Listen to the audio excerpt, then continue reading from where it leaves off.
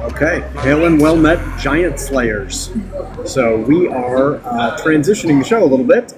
This week it is Chris and I again, but this is our penultimate episode. So next week we will have our last episode of Writers Not Writing, but don't worry, the show's not going away entirely. We are changing the name, we are rebranding to Tilting at Windmills. We've talked on previous shows about how that's because we're kind of changing the framing of the show a little bit and recognizing we are here in Spain. We're not exclusively talking to writers. We're going to be more openly talking about politics and what is going on in the United States, but also talking to authors. So Tilting at Windmills feels like a good mix of that. It recognizes that it's literary and that we're here in Spain, and also that the show's not just about writing and discussing things with writers. So yeah. But we should tell them about our next episode. Yes, I'm really excited for our next episode. So our next episode, we are also going to be filming live, but our next episode is actually, we're going to be filming it on Tuesday at noon CET time, so noon our time here in Europe, Central European time. So that will be kind of middle of the night for a lot of our viewers in the United States. Yeah. But the podcast will still release online at the normal time. Next Monday at 9 Pacific. So because I'm really excited, one of my favorite Oregon authors is going to be in Barcelona, and so we are doing a live event with Chelsea Cain at an English bookstore, Backstory Books, here in Barcelona. And so I'm really excited about that because I love her. Yes, she is amazing. And, I love her. I think I've mentioned on the show before, so, I had previously read all of her comic books. I'd read some things by her, but in order to prepare, as I don't always do for all of our guests, I went nuts and decided I was going to read everything. Yeah. And so I did. I read, her entire Heartsick series in one kick, and thoroughly enjoyed myself this summer reading. See, and just about everything by Chelsea Cain. I was years ahead of you with her Archie Sheridan series, because I read those way back, and I ran into her at Rose City Comic Con one year and picked up the whole collection of her Mockingbird comics, which I love, and I love the way she signs them, because when you go to get them signed by her, she signs it on like a sanitary napkin, a pad. She signs her name on a pad. That was for a different one. That was for her graphic novel about the young women who are in a summer camp fighting. That's right. Which totally is. That's right. Yeah. Which is also good. When the name of it eludes me, right? Yeah. She signs them on. That's her. Her tagline on that one is "Ask me about my feminist agenda." No, that's on Mockingbird. Is that Mockingbird? Yeah, that's on the cover of Mockingbird. Yep. So which one am I thinking of then? She did a graphic novel, I can't remember the artist's name that she did it with, about these teenage tween girls who are experiencing their first period, but also fighting. She did it for the Mockingbird one, because I have the whole collection of that, and they're all signed on pads. The reason she was signing on them on pads is because she was promoting. And then she sticks them on the first page, and I love it. I think it's great. I think it's wonderful. Yeah. So I'm really excited to be able to see her.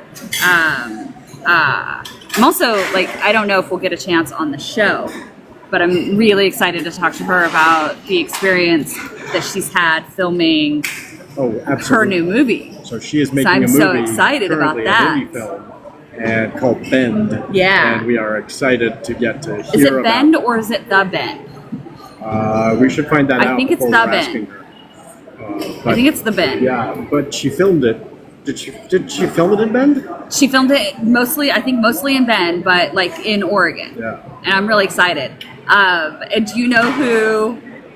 So I'm really excited about that. But did you know? So I also love Chuck Palahniuk, who is an Oregon author.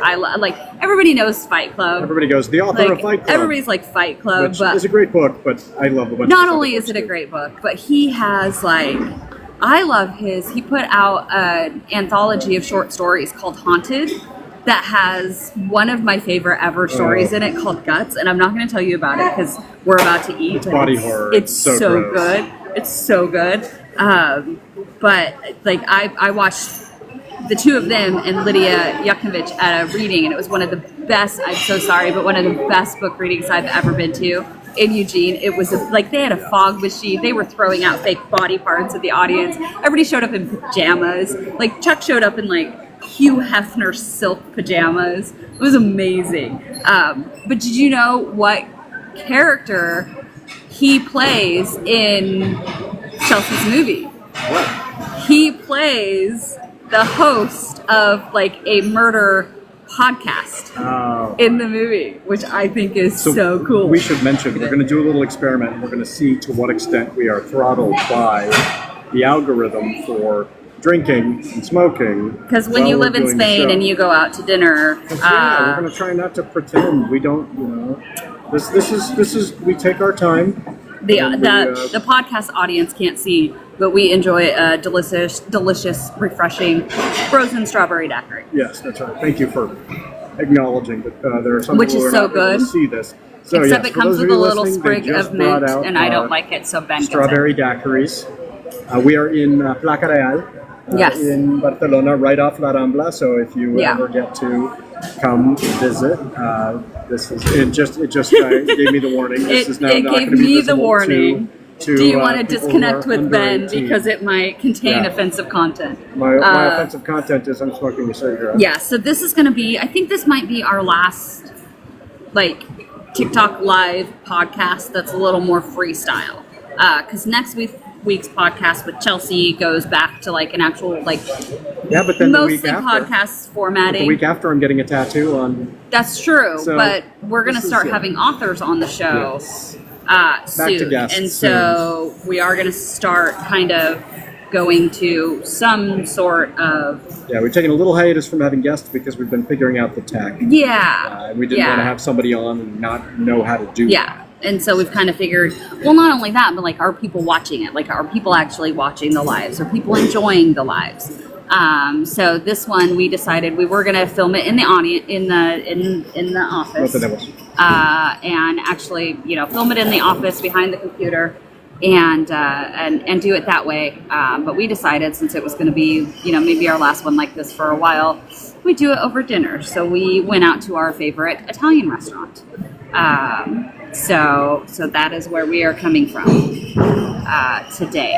So I don't know what our next couple shows are going to look like, but next week's is going to be a lot of fun. I'm really excited. Yes. I'm really excited to see Chelsea. I'm really excited. I'm really glad that she's coming to Barcelona. She's so much fun. She's one of those people, and I've said it before. I know I've said it before, but she's one of those people where I'm always like, hi, I'm Chris. I'm married to Ben. And she's always like, I know who you are. Yeah, I'm like, no, you don't. Bad feminist. You You're don't. not identified by your husband. Like, no, you don't. No, it's yeah. And I was like, wait, you know who I am? Like, yeah. So, but no, when I was reading up, when I was looking at the stuff for the movie, and I saw who Chuck plays in it, I was like, that's the perfect role. And now I want him to like come on the show and do the podcast too, because like that is we could have Chuck Palahniuk on the show and do a gruesome things in Spain episode, which would be really fun. I would love to hear his views on violence as it relates to what's going on in the United States. Yeah. The extent to which our culture that is so obsessed with violence has said, somebody who talks about shooting people on Fifth Avenue, somebody who talks about hitting people's heads on car doors, why does that appeal? Yeah. Because he speaks very eloquently about de-romanticizing violence. Yeah. And Americans love our violence. Yeah. In this way that is divorced from our own personal experience. We love war movies. Americans don't want to serve. Yeah. Right? We love, the idea of having weapons in the home and fantasizing about using them, and that's really unhealthy. Right? Yeah. And so having him on would be, I think, cool. Oh, yeah. And he's just like, he's got the coolest history. He's got the coolest stories. And he's one of those people that I would sit down and please tell me all of your stories. I'm just going to sit here and listen to you. Just tell me Yeah. Yeah, it is interesting. There are some authors who are kind of natural storytellers, and it comes across even when they're telling stories verbally. I've gotten to meet a handful of folks where I'm just like, this person could just tell stories all day. Oh, yeah. And then there's some authors who are like, especially planners. Yeah. Where, you meet them and they're very reserved, and they're not in the same context. They're the ones listening, right? They're not the ones telling stories, right? Because they're not those naturally inclined storytellers in that same way. And then you read their books and you're like, this is marvelous. This person, has this gift, but they're, he's the storyteller type. Oh yeah. I wonder if that tips us off that he's more of a pantser who writes his books too. He's more of a what? A pantser, somebody who doesn't write out giant long outlines that are really I don't detailed. know. Or if he just goes, I know how to tell a story, and tells himself a story and then edits the hell out of it. I don't know. Remember, planners and pantsers, they take the same amount of time. If you are a pantser, you then have to edit more after to clean it up, right? You can't just go, because I'm a pantser, I'm done faster. Not true. Yeah. Yeah. Speaking of which, that was one of the things that I wanted to talk about. So Chris has been doing me a great service of telling me some hard truths about this is why one has a partner. Right? Somebody who can call you on your bullshit. I am the more pessimistic of the two of us. I am definitely the one that has like a little less faith in humanity than Ben does. I am the one that has a little less let's assign the best motivations to people of the two of us. I make a lot of excuses for people, and generally that serves me well to say, oh, maybe this person is being rude today because they're having a bad day or whatever, right? So that, and as a teacher, serves me very well. Give students the benefit of the doubt at every turn, right? But as a business person, it bites me in the ass all the time. Where people say, oh, I've got this suggestion, you should try this, whatever. And I'm like, oh, that, maybe this person will help with that. No. And it has totally bit me as a publisher where I have not, I've thought to myself over and over, this person has written a wonderful book, I'll promote the heck out of it, and they just will naturally do so as well. And they'll engage in their own promotion, and this book's going to take off. And they're going to engage in their own success. Right, and I understand that some folks believe in a model where they're like, oh, I've got this book traditionally published. I don't really have to engage because that's their job. They'll do it for me. I can show you the numbers. It does not work. Yeah. Like, it does not matter if you are an author out there and you are listening to this. It does not matter if you are trad published, if you are indie, whatever. You're going to have to get engaged in promotion of your work. And so I have found myself in this situation where I am, pushing myself very, very hard to promote people's work. No, ya hemos dado demasiado. No, ya hemos dado demasiado. Solo tenemos no, lo siento. So that has been a real issue. Is that I can't engage in that same way in the future. I need to really pay more attention to who we're signing, who's really already engaged in promoting their work. Who's shown a willingness to get engaged in their work. Which is sad, because there are these wonderful books that we published, and not calling out anybody individually, but boy, it is frustrating when I look at this book and I think, this should be in a lot more readers' hands. Oh yeah, and the authors aren't doing any self-promotion. I mean, there are some books where that we have published where I'm just like, I need everybody to have read this book. This should be a hit. But if the author isn't telling the world, I wrote this thing, you should read this book, then how much more work are we putting in? Who wrote Catcher on the Rye and Franny and Zoe? What was that author's name? Who was a recluse who hid from the world? Right? Why is my brain? I know, I'm totally blanking on his name. There is a model. Why am I blanking on Catcher on the Rye? There was a time. It's not Bradbury. No. Somebody out there is listening to this right now and just screaming his name. But there was a time when authors didn't engage in self-promotion much, right? I mean, if you go way back, they had, J.D. Salinger. J.D. Salinger. Famously reclusive, right? You could do that. Yeah. That is not the world we live in. If you are not engaged with readers, they will not know to get your book. Well, there's a what is it? A parasocial relationship that we develop with our favorite authors. This person is my friend. Yeah. And if you're not willing to, and I think it's healthy in some ways, because part of what I want to see from an author when we're going through the editing process is that they are really, reader focused. A book should be written for the reader rather than the writer saying, "But I like this phrase even though it's untrue." Yeah. And part of the way we communicate that we value readers is not just in the editing process, it's in the marketing, right? I care about you and want you to read my book. And it's if not you don't like... want them to read your book. I've literally had folks where after all of the work of publishing their book, they're like, I don't really care if that many people read it. I'm like, well, could you have told me that in the query letter? It would have saved me a lot of time. Well, and it's not like we make it hard for authors to promote their own books. I'm doing a ton of work to try and make it easy. I mean, we post on a social media account, and the author should at least be like, hey, that's my book, I'm going to retweet it. Like, bare minimum. Yeah. But I'm also sitting across from a person that is really good about promoting other people's books. But I have been to live events with him, and we have, shelves full of the 40 some odd books that we've published. And this man is like, will not point to his own books. And then it falls on me to go, oh yeah, and also the author for these ones are right here. So you're really good about like promoting your books the same way you promote all of the other companies' books. Right. But you're not good at promoting your own books in a separate way. Well, and that's one thing I can offer. So, when I went, I remember many years ago, I was very committed to the idea that I would never make money off of authors. And that was, it sounds nice, and it was a little naive.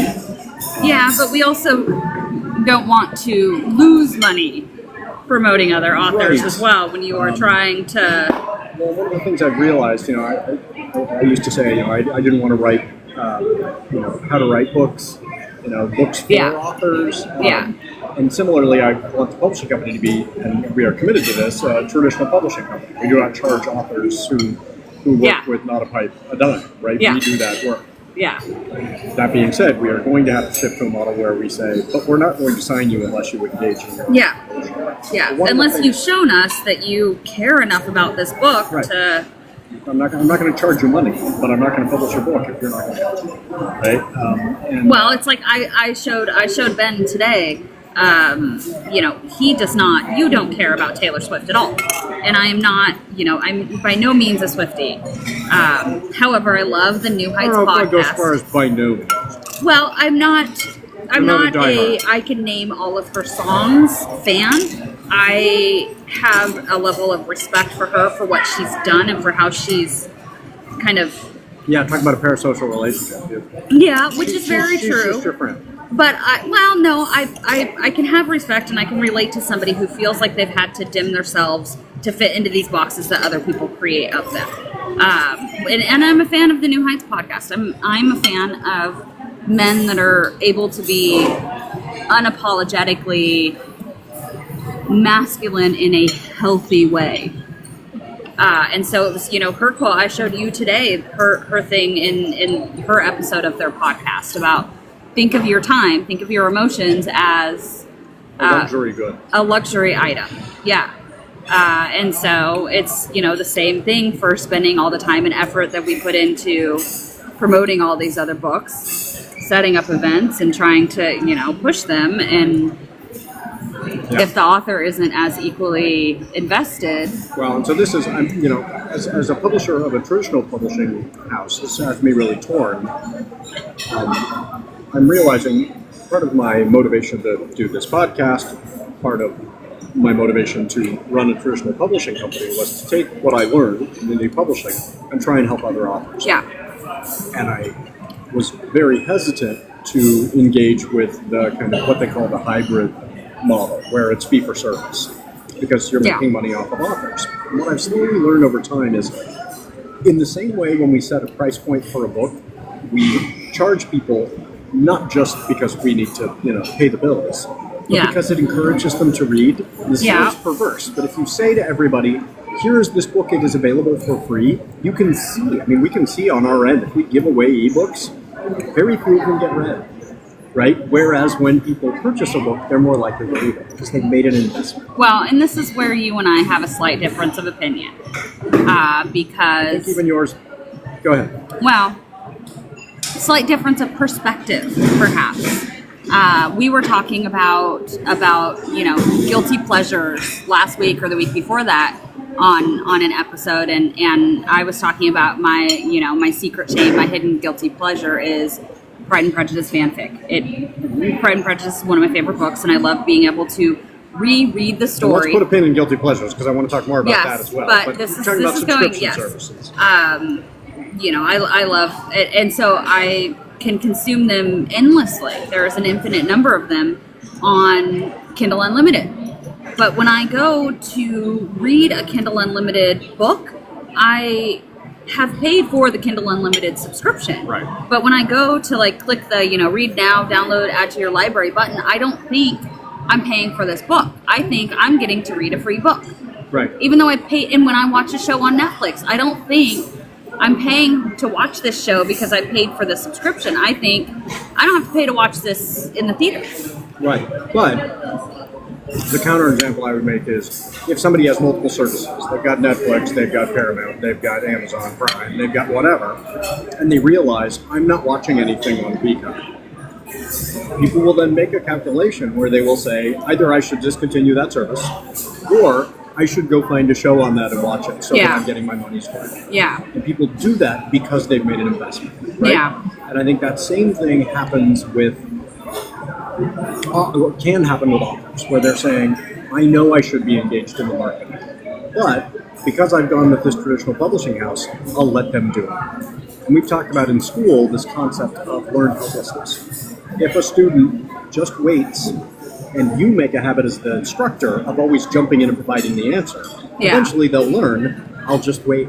Yeah. And I think I've done a disservice to these authors in some ways by saying, I will do all this promotion for you. Some of them have interpreted that as, then I don't have to. Then I don't have to. And so I am thinking about, this is a tease, this will take months to develop, but I'm thinking about creating a separate company, continuing with NotAPipePublishing, but also having a hybrid press where being very transparent with folks about it. This is a press that is not curated, right? Yeah. NotAPipe is saying we have a vision, these are the books we put out that match with our vision. But a hybrid press, you say, come on in, as long as we don't find it horribly offensive and it's not something we're going to put out in the world. This is a fee-for-service model. We'll do covers, we'll do interior formatting, and we'll do marketing. Yeah. Even in that case, you have to engage in the marketing yourself. But I think people in that case will be more inclined to participate in their marketing because they'll be paying a fee. Which is for that assistance. So that's something that I'm looking into doing is, so let me know what you think. If you're an author, an indie author, and you're watching this currently here on live, or you're listening to this podcast or watching it on YouTube, having somebody who could help, and I should say part of what really spurred this was I saw this indie author recently who book was launching. Very excited. I always like to encourage other authors. I was like, that's great. And I read the description of the book and I was like, this is right in my wheelhouse. It's something that I think I would enjoy. So immediately got the book. I was able to tell him, hey, you just made a sale in Spain, made his day. Great. Yeah. Book shows up and it is a good story. And I would tell people to purchase this book, read this book, except I can't kind of in good conscience put out a review for this book and say people should check this out without saying, but also I recognize there are a lot of problems with this. Yeah. And that's not helpful. So I'm not going to create that review video. Well, and we're going to hope he doesn't watch the show. Well, I'm sure, this could have been anyone. There are lots of people who identify. Well, and I've read books on Kindle Unlimited where you can tell that they're self-published. They're rife with grammatical, punctuation errors, language errors for the time period. Needed editing, but one of the things that jumped out at me was there are things that I'm sure this person didn't notice just because they are not on the kind of publishing side. Yeah. And so a lot of it was like interior formatting. Yeah. Where readers don't, and many readers would read this book and not have a problem with it. But I think anybody would be able to sit down with two books side by side and go, wow, there's way too much space between these lines. Okay. And this font size is too large. There was a book that I looked at for somebody else that was left aligned. Like, it just looks wrong, right? Okay. And so helping people with interior formatting, with cover, the person, this might be close enough that it might identify. Well, I don't think so. That the person has on the cover art and novel by, something to that effect. I wish I had had the opportunity to say, if you say art and novel by, people like me will expect a graphic novel, right? Which is fine. I expected a graphic novel. I open it up, it's just a novel. They did the cover. Yeah. Cover artists generally aren't credited on the cover, and certainly if you create the cover for your own book, you don't say on the cover art by on the front cover. Like, that's just a convention, right? Because then it tricks people into thinking this is not a novel, this is a graphic novel. Yeah. So little things like that I could help authors with. And so that is something that I think just making covers look more professional, making interiors look more professional, helping people find editors. I am not a professional editor. I've done it before, and the reason I don't do it is I'm actually good at it, but I'm slow at it. Yeah. Professional editors are fast. Yeah. And you want that feedback, relatively quickly. You want to get that book back in a month, and not 3 months for me, right? So, but I could help people find those folks. I can help people find other cover artists if they've got a different style than something I could do. I would tell them, I don't have the style for this. You want to find a cover artist who has something that matches the style you're looking for your book. So I think a hybrid press could be a way for me to actually kind of get over myself a little bit and say, I'm not taking advantage of people, I'm helping them. Yeah. And offer what I've learned. So that's something that's in the works. Okay, let me ask you a question. Yeah. Because you designed the interior formatting for all of the non-type books. And when you were talking about the formatting of that one, explain to me how some of the Kindle Unlimited books that I will read, I will be reading them, and then there will be like one sentence or 3 words or 1 paragraph or sometimes 5 pages that instead of because I read it on dark mode, because I read as I'm going to bed, and so instead of like white lettering, they'll be like blue. The letters will be just blue, and then I have to turn the screen brightness up because I can't read them. That infuriates me. I can't explain what caused it, but I can explain how it could be prevented. So It when you make infuriates an ebook, the person who creates the ebook needs to then open it in what's called Kindle Previewer and see how it's going to look before you upload it to Kindle. And you go through the whole thing and you make sure it looks right. And I don't think they go through the whole thing because it'll be hidden in chapters. Yep. And so there are limits to what you can do. I was just talking to some authors about this today. You can't, for example, change the font. Because on somebody's Kindle, they can change the font. Yeah. Right? So you don't get to decide the font, which means if there's something in the text that is supposed to stand out because of the font, like let's say within a passage suddenly it switches to, the 2 people are having a text message, conversation, or one of them picks up a newspaper and is reading an article, and you offset that in the print edition by switching font, that won't work in the Kindle edition. So in that, you have to then go, I can make it italics, I can make it bold. There are still things you can do, but somebody's got to be vigilant about going through the whole text and saying, what about this is going to make this work? And just have the experience to go, I've made this mistake before. So many of the things that I would fix for authors are things that I screwed up at some point. And if you go back to the earliest books we published, they are not as good as the ones we publish now. I've learned things, right? And so, getting to that point where you are making an interior file that immediately looks unrecognizably professional, right? This is a weird idea. You want to get to the point where people don't notice because it just looks so good, right? And if they're noticing your interior file, something's wrong. You want them to just be paying attention to the story and the text, right? And so getting to that point, the only things that are really noticeable about ours are little flourishes that are intentional, like instead of asterisks, if we've got an interstitial, right, we add a little picture. It just looks nice. I mean, I read one that probably half the book was a different color text. And there were times, and like spaced out. And there were times where I was like, I'd be like a chapter deep in a fully blue, like squinting at my phone because I didn't want to turn the brightness up. I think there is a broken link. So if you tapped on that blue, it probably wouldn't take you anywhere. But the Kindle is treating it like a hyperlink because they pulled it off of like Google Docs.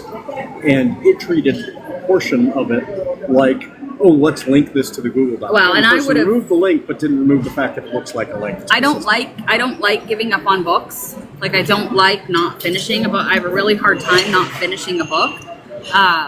But that was one of the ones that, had the story itself not been so engaging, that would have been one of my. No, there are so many other books to read out there. Why would I spend my time reading? But it was a good book. Right. Like, the writing was really good, but then here's this giant chunk of it that is so frustrating. Yeah. So that's something I could help authors with. I can make your book look professional. And similarly, I can help you with the promotion in certain ways, right? Yeah. I have to engage with them yourself, but I can help. Yeah. One of the things I've found is that makes it easier for some artists is literally providing them with content to post. Like saying to them, your assignment is post this on Tuesday. Yeah. Because they're going, I don't know what to, I just won't post anything because I don't know what to post. But what if something said, this is what to post about your book on Tuesday? Well, and how many times do we hear, well, I don't want to bug my friends and family to buy my book every day. I don't want to bug my fans about my book? Yeah. Talk to your fans. Yeah. NotAPipePublishing is excited to announce our huge summer sale. Everything on our online store is 25% off. Let's face it, it's hot. So read a great book in the shade, wear a new shirt to the barbecue, sport the merch, and save. Share this with all your bookish friends. bit.ly/NAP store. bit.ly/N, lowercase a, capital P, lowercase store. Attention authors, poets, and visual artists. From Palestine to the poles, the Congo to Ukraine, Sudan to El Salvador, from the streets of Los Angeles to the swamps of Alligator Alcatraz, the world is in danger. And too many people are watching in silence. Speak out while you still can. Volume 1 of the Antifa Lit Journal is available now, and NotAPipePublishing is excited to announce we are open for submissions for Volume 2.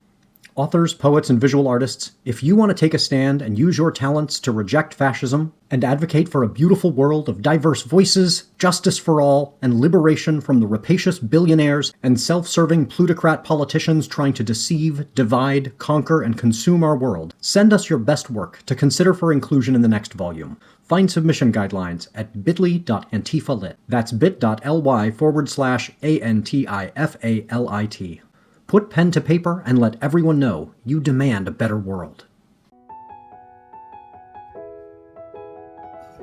Speaking of books, so those that are listening to the podcast can't tell, but and Frankie, I'm sure, is absolutely riveted by this conversation because my daughter has come along, but is off camera just listening to us talk. We have a live studio audience. We have a live studio audience. No laugh tracks on the NotAPipePublishing podcast here. I hate laugh tracks. I know you do. But I am celebrating today. What are you celebrating? I'm celebrating. We're big fans in this family of celebrating the little things. Yes. So my name has now been on 2 published books. And so I'm gonna, because Ben won't brag about his own, it's going to be backwards, which really annoys me because I can't figure out how to flip the screen. There's no way. Ooh, point it at me. Flip your camera. Ben can flip the camera, and I can show you. So here's where we plug some NotAPipe stuff, and we're gonna kind of hope to keep talking so the people on the podcast can actually hear. Right. What we are seeing is the cover of What If We Kissed While Sinking a Billionaire's Yacht, which is the anthology. It was just going to be a one-off anthology, and now we're making it a literary journal. The second one will come out in hopefully November. And Chris wrote the introduction. I did. So my name is like right there. It's backwards. It's really weird to see because I'm Look backwards. on the other half of your screen. I know. I can't see myself on the other half of the screen. Oh, you can't? No. Okay. So there's my name. I'm there. I wrote the introduction. So I was published. So also I can never go back to the United States because my name is now attached to an anti-fascist book, which is fun. So Trump can go ahead and strip me of citizenship, and I'm okay with that. But then, in the really exciting news, I can show this, right? Yeah, I can show this, right? The cover has been So we revealed. had the cover reveal for the third book. Ben finished a trilogy. The first time he's finished a trilogy of books. And so we had the cover reveal for the third book in his Convention of Fiends Yes, trilogy. podcast folks are going, I'm so I can't excited. see that cover, but... You can't see the cover, but the it's artist amazing. The artist Donagio, and he did just an amazing It's so thing. good. It's so good. And you know what I love about the Convention of Fiends trilogy is all of the covers match and all of the spines match. It's so important to have a nice, pretty spine, but the more important part is me. And so, yeah, and I'm like, you wrote the book, but I have to point right here. Right here. What does that say? I blurb the back of the book. Tell everybody your blurb. My blurb is lesbian vampire librarians, because I really feel like that's all you have to say about the book. That's it. Lesbian vampire librarians. But also, Ben, who else did you get to blurb your book? The next one there below it says, I didn't know I could be turned on by a sex scene involving a dragon, but here we are. Chelsea Cain, New York Times bestselling author of Heartsick, Mockingbird, and Gorman. So that was a good get. But the other two are great too. Yes. Karen says, surprisingly emotionally affecting. I want to hug Napoleon Bonaparte.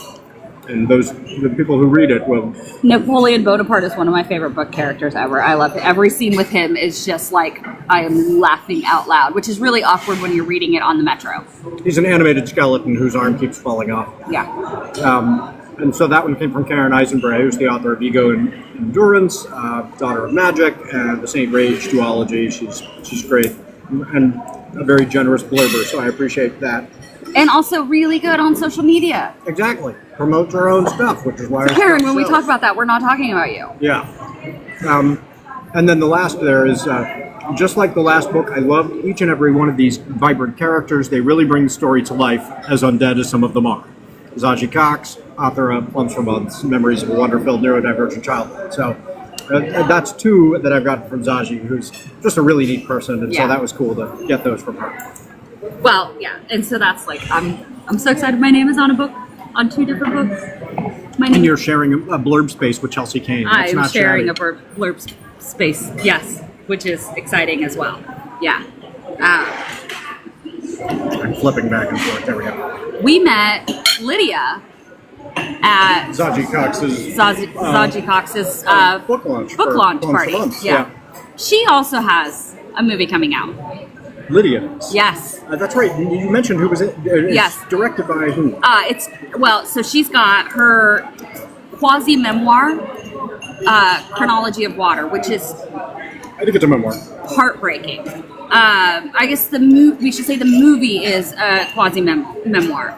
But it was produced and directed by Kristen Stewart of Twilight fame in her first directing debut. And I'm really excited because I saw it got picked up for distribution after the film festival.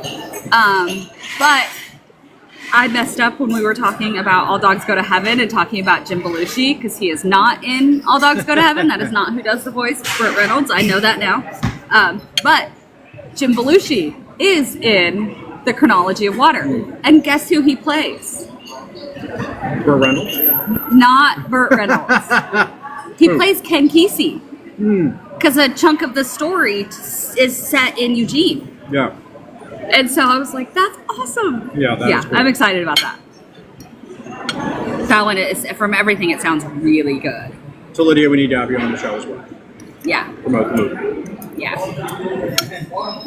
That would be fun. That'd be a cool get. Oh God, I want to get all three of them together. Yeah. That would just be, that would be chaos.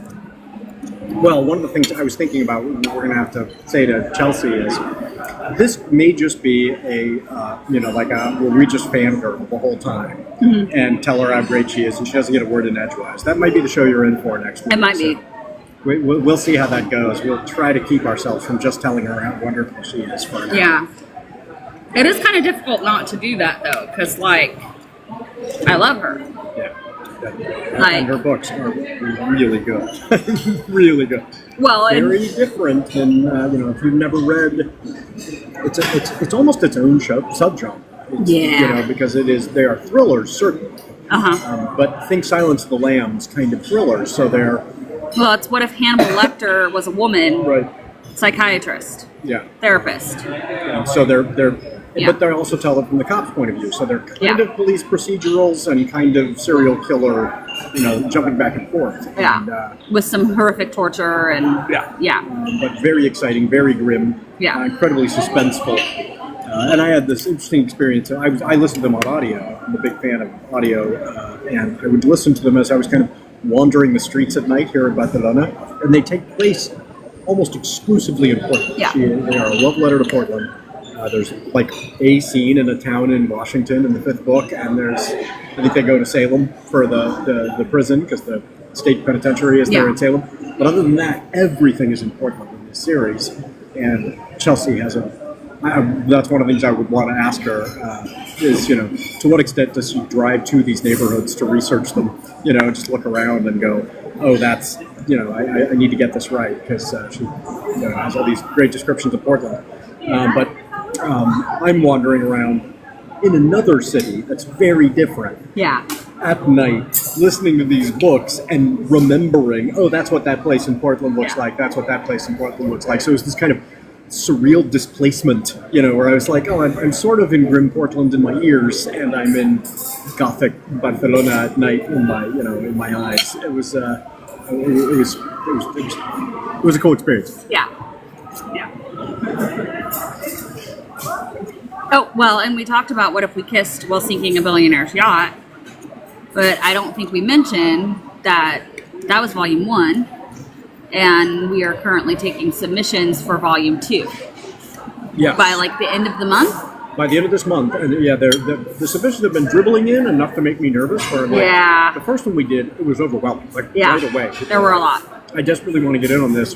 And now I've got, I had folks saying, oh, I'm going to get you something. And I'm like, Yeah, so you've got till the end of September, please. And this time we're hopefully we've already had a few more submissions that are visual art.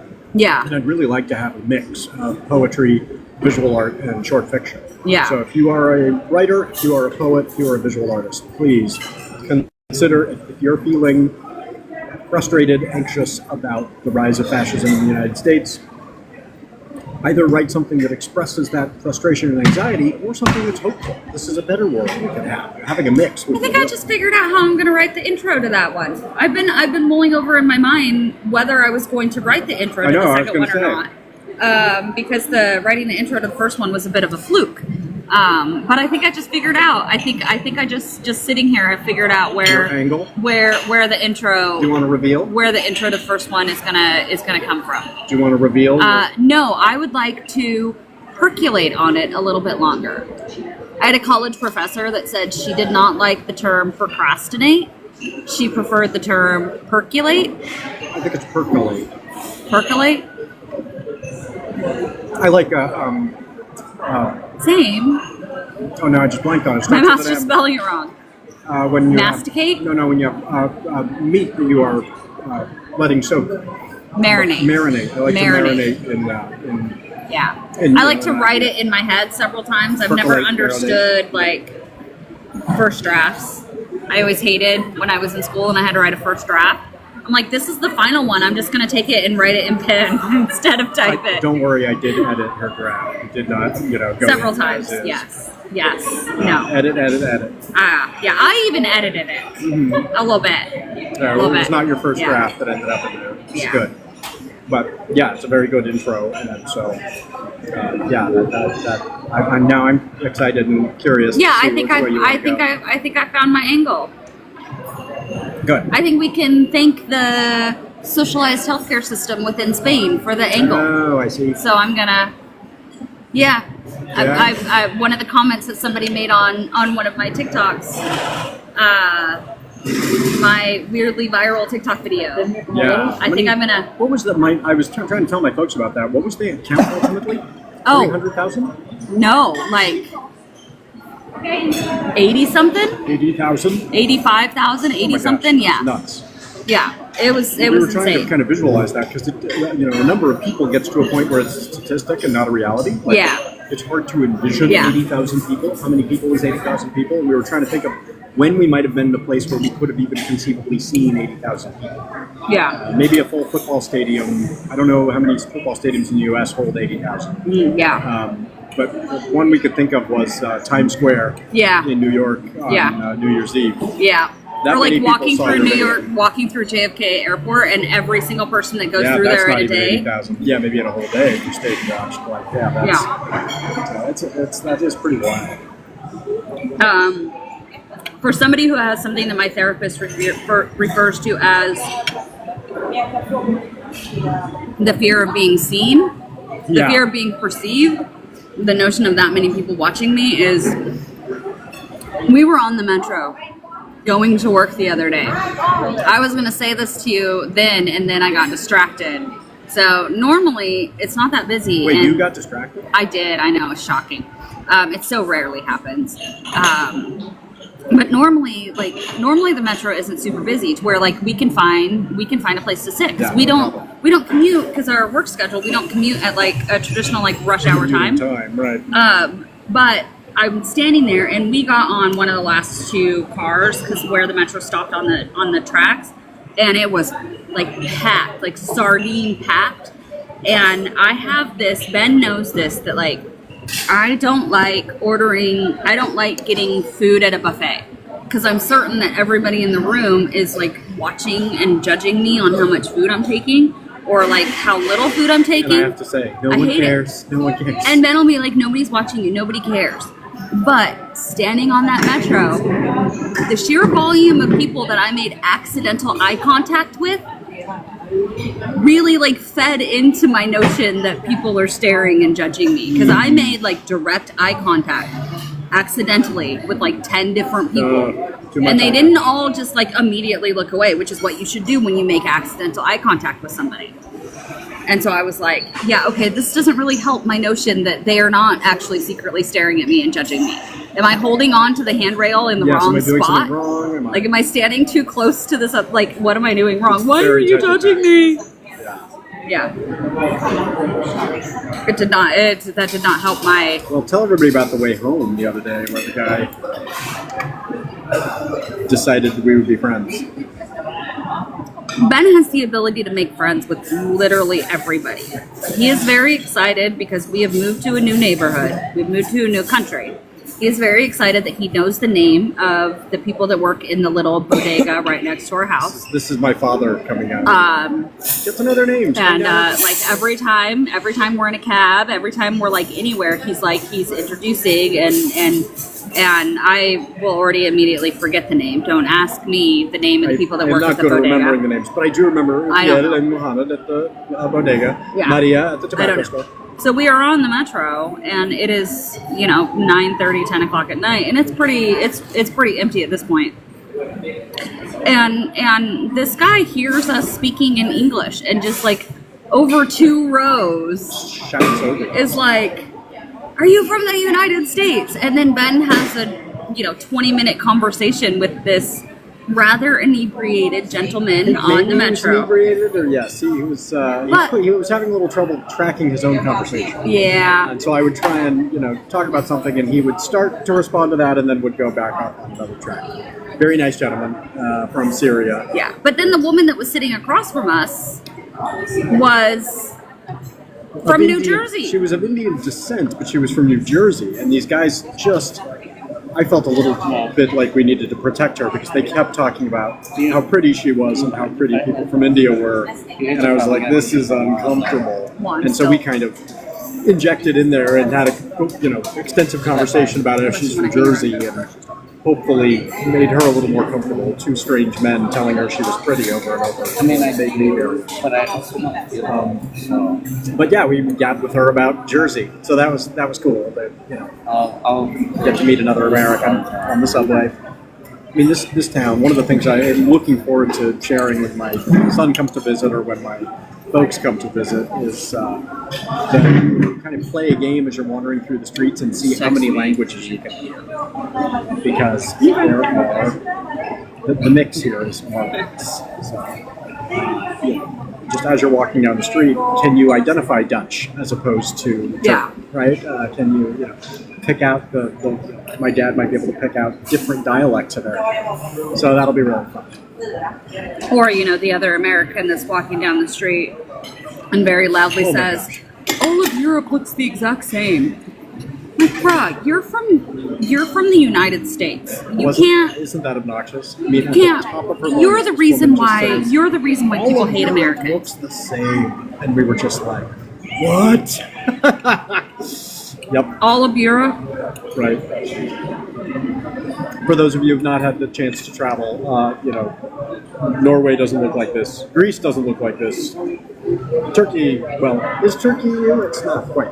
But France. I mean, countries in Europe have so much more variety than we are used to. There are places in Spain, there are places in Barcelona that don't look like Barcelona. I know, you leave the Gothic and you go up to like an Hospitalet and it looks totally different. Mm-hmm. So yeah, that notion is bonkers. Yeah, I was literally in my head thinking, you're the reason people don't like Americans. Like, you are the reason. It still just floors me. All of Europe looks the same. Oh my gosh. No. I mean, and this is something coming from the United States where, the Target and the Applebee's really do look the same. There's a Burger King, like 10 minutes from our house, that is built in an old, theater. Yeah. Looks totally different Play from any theater. other Burger King, right? You can still see, the balconies and the private boxes and stuff in the Burger King. I'm thinking with the accordion, maybe it's time for us to cut. Yeah, We're going to call the show because the accordion is not music I am adding to your podcast. That is somebody here in the square. We're recording live in the square. That's what you get. So I mean, that is one of the nice things about being in Barcelona is usually there's a little bit of entertainment with your dinner. So. Yeah. But thank you all for listening to the show and watching the show. If you're watching on YouTube, and those of you who've been here live with us, thank you. It's been great to have you here. Well, and if you catch the live on TikTok, which if you've caught it now, or I think we're going to have to pull out some clips from the live and post them now, in the next couple of days, and you wanna come meet Chelsea, we will be at Backstory Books on Monday at noon.